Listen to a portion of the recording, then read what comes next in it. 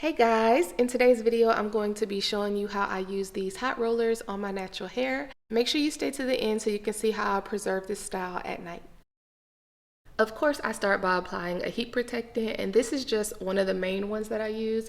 After making sure that my hair is tangle free, I part off the section of my hair that I'm going to roll, and then I start at my ends and roll it away from my face.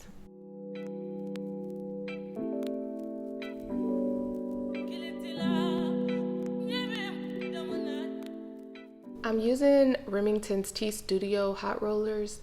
I don't think that they make these anymore because I've had them so long, but I'll link a couple of options down below. When I was about to do this, it got me to thinking about an old video that I did, and I was so impressed about how my hair is longer than the extensions that I used when I originally showed y'all how to use these rollers.